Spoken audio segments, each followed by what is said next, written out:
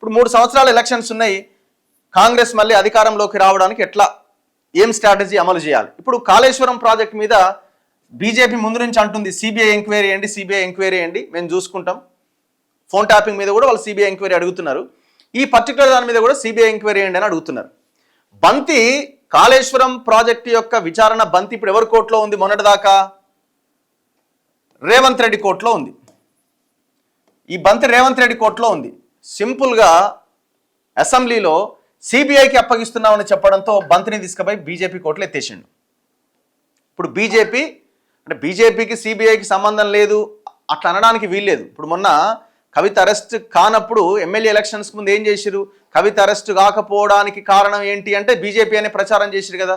రేపొద్దున కూడా ఇదంతా మనకెందుకు? ఎందుకంటే ఇది తెగే అంశమా అని అంటే దీంట్లో పెద్ద పెద్ద కాంట్రాక్టర్లు ఇందులో ఇన్వాల్వ్ అయి ఉన్నారు ఒకటి. రెండోది ఎలక్టోరల్ బాండ్స్ రూపంలో వివిధ కంపెనీలు డబ్బులు ఇచ్చినాయి. ఇప్పుడు మెగా కృష్ణారెడ్డి బీజేపీకి 500 కోట్లు ఇచ్చిండు, కాంగ్రెస్కి 150 కోట్లు ఇచ్చిండు, బీఆర్ఎస్కి ఇచ్చిండు, దేశంలోని అన్ని పార్టీలకు ఇచ్చిండు. మరి ఇట్లాంటి వాళ్ళని టచ్ చేయడానికి అవకాశం ఉందా? అంత దమ్ముందంటే ఎవరికి లేదు. అందుకే వీళ్ళు 10% ప్రాజెక్ట్ మీద ఎంక్వైరీకి పోయారు. ఇది మనకు ఎందుకు పెద్ద తలనొప్పి అవుతుంది ఫ్యూచర్లో అనుకున్నాడో మరి ఏమో. రేవంత్ రెడ్డి కూడా చాలా తెలివిగా పొలిటికల్ వ్యూహంలో భాగంగా దీన్ని సిబిఐకి అప్పచెప్పిండు. ఇప్పుడు బంతి బీజేపీ కోర్టులో ఉంది. ఇప్పుడు బీఆర్ఎస్ వాళ్ళు కూడా మొన్నటిదాకా ఏమన్నారు? నిన్నటిదాకా అసెంబ్లీలో కూడా పీసీ ఘోష్ కమిషన్, చెత్త కమిషన్, అసలు అది చెత్త బుట్టలు వేయాలి, అది ఇదని మాట్లాడారు.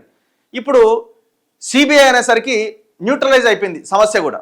అవును, సిబిఐకి ఎంక్వైరీ చేశారు కదా, దేశంలోని అత్యున్నత దర్యాప్తు సంస్థ, చలో ఎంక్వైరీని ఎదుర్కోండి అనే కాడికి వచ్చింది. వాళ్ళు కూడా ఏమీ మాట్లాడలేని, నోరు మెదపలేని పరిస్థితిని రేవంత్ రెడ్డి తీసుకొచ్చిండు.